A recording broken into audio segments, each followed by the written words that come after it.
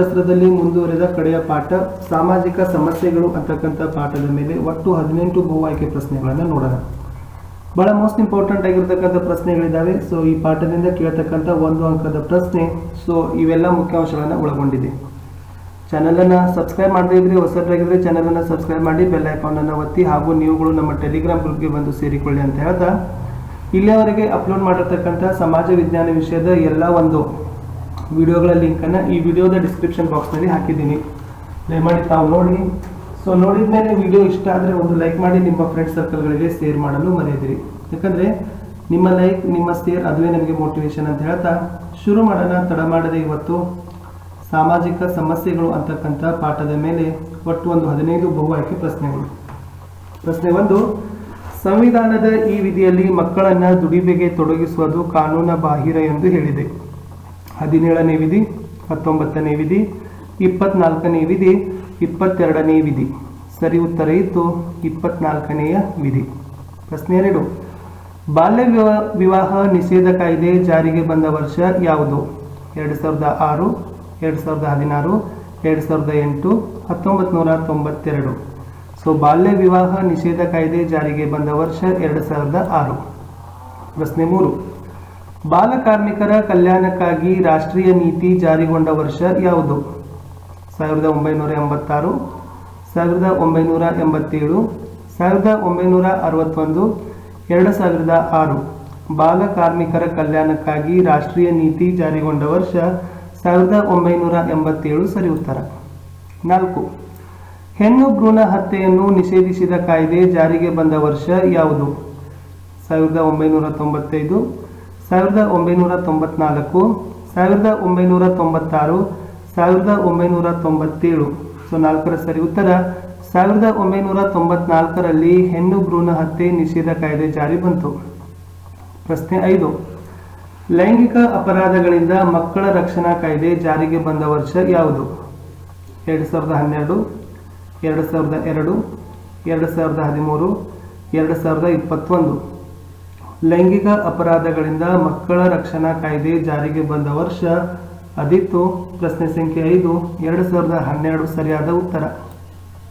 ಪ್ರಶ್ನೆ 6, FAO ಪ್ರಕಾರ ಭಾರತದಲ್ಲಿ ಪ್ರತಿ ವ್ಯಕ್ತಿಗೆ ಸರಾಸರಿ ದಿನಕ್ಕೆ ಬೇಕಾದ ಕನಿಷ್ಠ ಕ್ಯಾಲೋರಿ ಎಷ್ಟು? 1632 ಕ್ಯಾಲೋರಿ, 1920 ಕ್ಯಾಲೋರಿ, 2000 ಕ್ಯಾಲೋರಿ, 1820 ಕ್ಯಾಲೋರಿ. ಸರಿ ಉತ್ತರ 1820 ಕ್ಯಾಲೋರಿ FAO ಪ್ರಕಾರ ಭಾರತದಲ್ಲಿ ಪ್ರತಿ ವ್ಯಕ್ತಿಗೆ ಬೇಕಾಗಿರ್ತಕ್ಕಂಥ ಕನಿಷ್ಠ ಕ್ಯಾಲೋರಿ. ಪ್ರಶ್ನೆ 7, ವಿಶ್ವ ಬ್ಯಾಂಕ್ ಪ್ರಕಾರ ಪ್ರಪಂಚದಲ್ಲಿಯೇ ಹೆಚ್ಚಿನ ಮಕ್ಕಳ ಹಸಿವು ಮತ್ತು ಅಪೌಷ್ಟಿಕತೆಯಿಂದ ಬಳಲುತ್ತಿರುವ ದೇಶ ಯಾವುದು? Bharat, Japan, Africa, Pakistan. ಸರಿ ಉತ್ತರ ಭಾರತ. ಸೊ ಭಾರತ ದೇಶ ಏನಿದೆಪ್ಪ ಅಂದ್ರೆ ವಿಶ್ವ ಬ್ಯಾಂಕ್ನ ಪ್ರಕಾರ ಪ್ರಪಂಚದಲ್ಲಿಯೇ ಅತಿ ಹೆಚ್ಚಿನ ಮಕ್ಕಳ ಹಸಿವು ಮತ್ತು ಅಪೌಷ್ಟಿಕತೆಯಿಂದ ಬಳಲತಕ್ಕಂಥ ದೇಶ ಅಂತಕ್ಕಂಥ ಕಿರೀಟಕ್ಕೆ ಹಣೆಪಟ್ಟಿ ಹಚ್ಚಿಕೊಂಡಿದೆ. ಪ್ರಶ್ನೆ 8, ಬಾಲ ಕಾರ್ಮಿಕರು ಎಂದರೆ 14 ವರ್ಷದೊಳಗಿನ ಮಕ್ಕಳು, 18 ವರ್ಷದ ಮಕ್ಕಳು, 15 ವರ್ಷದ ಮಕ್ಕಳು, 13 ವರ್ಷದ ಮಕ್ಕಳು. ಸೊ ಬಾಲ ಕಾರ್ಮಿಕರಂದ್ರೆ ಯಾರಪ್ಪ ಅಂದರೆ 14 ವರ್ಷದೊಳಗಿನ ಮಕ್ಕಳೇ ಬಾಲ ಕಾರ್ಮಿಕರು. ಬಾಲ್ಯ ವಿವಾಹ ಎಂದರೆ ಯಾರು? ಹೆಣ್ಣು 18 ವರ್ಷ ಮತ್ತು ಗಂಡು 21 ವರ್ಷದ ಮೇಲ್ಪಟ್ಟ ವಿವಾಹ. ಹೆಣ್ಣು 18 ವರ್ಷ ಮತ್ತು ಗಂಡು 20 ವರ್ಷ ಮೇಲ್ಪಟ್ಟ ವಿವಾಹ. ಹೆಣ್ಣು 18 ವರ್ಷ ಮತ್ತು ಗಂಡು 21 ವರ್ಷದ ಒಳಗಿನ ವಿವಾಹ ಯಾವುದೂ ಅಲ್ಲ. ಸೊ ಬಾಲ್ಯ ವಿವಾಹ ಅಂದರೆ ಏನಪ್ಪ ಅಂತಂದರೆ ಹೆಣ್ಣು 18 ವರ್ಷ ಮತ್ತು ಗಂಡು 21 ವರ್ಷದ ಒಳಗಿನ ವಿವಾಹ ಇತ್ತಂದ್ರೆ ಅದನ್ನೇನಂತ ಕರೀತಾರೆ? ಬಾಲ್ಯ ವಿವಾಹ ಅಂತ ಕರೀತಾರೆ. ಪ್ರಶ್ನೆ 10, 1986ರ ಬಾಲ ಕಾರ್ಮಿಕ ಹದಿಹರೆಯದವರ ದುಡಿಮೆ ಪದ್ಧತಿ ನಿಷೇಧ ಮತ್ತು ನಿಯಂತ್ರಣ ಕಾಯ್ದೆ ಪ್ರಕಾರ ಹದಿಹರೆಯದವರು ಎಂದರೆ ಯಾರು? 14ರಿಂದ 20 ವರ್ಷದವರು, 15ರಿಂದ 20 ವರ್ಷದವರು, 15ರಿಂದ 18 ವರ್ಷದವರು, 18 ವರ್ಷ ಮೇಲ್ಪಟ್ಟವರು. 1986ರ ಬಾಲ ಕಾರ್ಮಿಕ ಹದಿಹರೆಯದವರ ದುಡಿಮೆ ಪದ್ಧತಿ ನಿಷೇಧ ಮತ್ತು ನಿಯಂತ್ರಣ ಕಾಯ್ದೆ ಪ್ರಕಾರ ಹದಿಹರೆಯದವರು ಅಂದ್ರೆ ಯಾರಪ್ಪ ಅಂದ್ರೆ 15ರಿಂದ 18 ವರ್ಷದವರು. ಪ್ರಶ್ನೆ 11, ಬಾಲಕಾರ್ಮಿಕ ಹದಿಹರೆಯದವರ ದುಡಿಮೆ ಪದ್ಧತಿ ನಿಷೇಧ ಮತ್ತು ನಿಯಂತ್ರಣ ಕಾಯ್ದೆ ಪ್ರಕಾರ ಕಾಯ್ದೆ ಉಲ್ಲಂಘಿಸಿ ಹದಿಹರೆಯದವರನ್ನು ಕಾರ್ಖಾನೆಯಲ್ಲಿ ದುಡಿಸಿಕೊಂಡರೆ ನೀಡುವ ಶಿಕ್ಷೆ ಎಷ್ಟು? ಬಾಲಕಾರ್ಮಿಕ, ಹದಿಹರೆಯದವರ ದುಡಿಮೆ ಪದ್ಧತಿ ನಿಷೇಧ ಮತ್ತು ನಿಯಂತ್ರಣ ಕಾಯ್ದೆ ಪ್ರಕಾರ ಕಾಯ್ದೆ ಉಲ್ಲಂಘಿಸಿ ಹದಿಹರೆಯದವರನ್ನ ಕಾರ್ಖಾನೆಯಲ್ಲಿ ದುಡಿಸಿಕೊಂಡರೆ ನೀಡುವ ಶಿಕ್ಷೆ ಎಷ್ಟು? ಆಯ್ಕೆ ನೋಡೋಣ.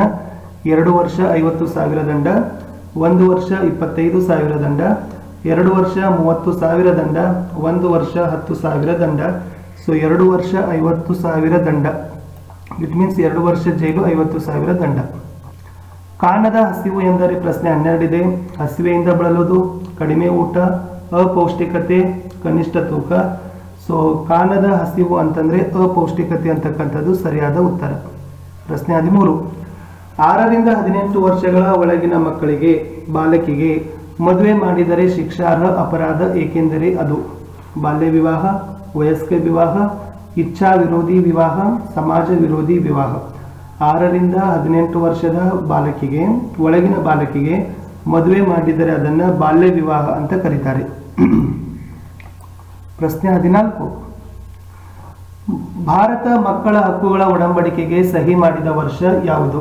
1992 December 11, 1991 December 11, 1982 December 11, 2001 December 11. 1992 December 11 ಭಾರತದಲ್ಲಿ ಮಕ್ಕಳ ಹಕ್ಕುಗಳ ಒಡಂಬಡಿಕೆಗೆ ಸಹಿ ಆಯಿತು. 15, ಅನೈತಿಕ ಮಾನವ ಕಳ್ಳ ಸಾಗಾಣಿಕೆ ತಡೆ ಕಾಯ್ದೆ ಯಾವಾಗ ತಿದ್ದುಪಡಿ ಮಾಡಲಾಯಿತು? ಅನೈತಿಕ ಮಾನವ ಕಳ್ಳ ಸಾಗಾಣಿಕೆ ತಡೆ ಕಾಯ್ದೆ ಯಾವಾಗ ತಿದ್ದುಪಡಿ ಮಾಡಲಾಯಿತು? 1956, 1994, 2006, 1986. ಸರಿ ಉತ್ತರ 1956. 16, ರಾಜ್ಯವು ಪ್ರತಿ ಅಂಗನವಾಡಿ ಕೇಂದ್ರದಲ್ಲಿ ಈ ಕೆಳಗಿನ ಸಂಘ ಪ್ರಾರಂಭಿಸಿ ಎಂದು ತಿಳಿಸಿದೆ. ಸ್ತ್ರೀ ಶಕ್ತಿ ಸಂಘ, ವಿದ್ಯಾರ್ಥಿ ಸಂಘ, ಬಾಲಿಕಾ ಸಂಘ, ಮಕ್ಕಳ ಸಂಘ. ಸೊ ಬಾಲಿಕಾ ಸಂಘವನ್ನು ಸ್ಥಾಪನೆ ಮಾಡಬೇಕಂತ ಅಂಗನವಾಡಿ ಕೇಂದ್ರದಲ್ಲಿ ರಾಜ್ಯ ತಿಳಿಸಿದೆ. 17, ಪ್ರೋಕ್ಸೋ ಕಾಯ್ದೆ 2012 ಜಾರಿಗೆ ತಂದಿರುವ ಉದ್ದೇಶ ಏನು?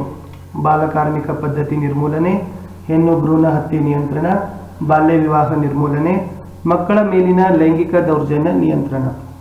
ಸರಿ ಉತ್ತರ ಮಕ್ಕಳ ಮೇಲಿನ ಲೈಂಗಿಕ ದೌರ್ಜನ್ಯ ನಿಯಂತ್ರಣ ಮಾಡುವ ಸಲುವಾಗಿ ಪ್ರೋಕ್ಸೋ ಕಾಯ್ದೆ 2012 ಜಾರಿಗೆ ತಂದಿದ್ದಾರೆ. ಪಾಠದ ಕಡೆಯ ಪ್ರಶ್ನೆ ಇತ್ತು, ಪ್ರಶ್ನೆ ಸಂಖ್ಯೆ 18. ಇದಕ್ಕೆ ಹೋಗೋಕ್ಕಿಂತ ಮುಂಚೆ ದಯಮಾಡಿ ತಾವುಗಳು ಹೊಸಬರಾಗಿದ್ದರೆ ನಮ್ಮ 2 ಯೂಟ್ಯೂಬ್ ಚಾನೆಲ್ಗಳಾಗಿರ್ತಕ್ಕಂಥ ಸ್ಟಡಿ ವಿತ್ ಪರಶುರಾಮ್ ಆಗಿರ್ಬೋದು ಮತ್ತು ಸ್ಮಾರ್ಟ್ ವರ್ಕ್, ಅವೆರಡನ್ನ ಕೂಡ ತಾವುಗಳು ಸಬ್ಸ್ಕ್ರೈಬ್ ಮಾಡಲು ಮರೆಯದಿರಿ. ಏಕೆಂದರೆ ತುಂಬ ಉತ್ತಮ ಗುಣಮಟ್ಟದ ಒಂದು ವಿಡಿಯೋಗಳಿದ್ದಾವೆ. ತಾವು ಹೋಗಿ ವಿಡಿಯೋ ನೋಡಿದರೆ ಗೊತ್ತಾಗುತ್ತೆ ಯಾವ ಥರನಾಗಿರ್ತಕ್ಕಂಥ ಕಂಟೆಂಟ್ಗಳನ್ನು ಇಲ್ಲಿ ನಾವು ನಿಮಗೆ ಕೊಟ್ಟಿದ್ದೀವಿ ಅಂತ. ನಿಮ್ಮ ಅಧ್ಯಯನದಲ್ಲಿ, ನಿಮ್ಮ ಪರೀಕ್ಷೆಯಲ್ಲಿ ತುಂಬಾ ಉಪಯುಕ್ತವಾಗಿರ್ತಕ್ಕಂಥ ಮಾಹಿತಿಯನ್ನು ಈ ವಿಡಿಯೋಗಳು ನಿಮಗೆ ತಂದು ಕೊಡ್ತವೆ. ಖಂಡಿತವಾಗಿ ಏನೆಲ್ಲ ಪರೀಕ್ಷೆಗೆ ಇಂಪಾರ್ಟೆಂಟ್ ಆಗಿರ್ತಕ್ಕಂಥ ಫ್ಯಾಕ್ಟ್ಸ್ ಇದಾವಲ್ಲ, ಆ ಎಲ್ಲ ಫ್ಯಾಕ್ಟ್ಸ್ಗಳನ್ನು ನಾವೇನು ಮಾಡಿದ್ದೀವಪ್ಪ ಅಂತಂದರೆ ಕವರನ್ನು ಮಾಡಿದ್ದೀವಿ.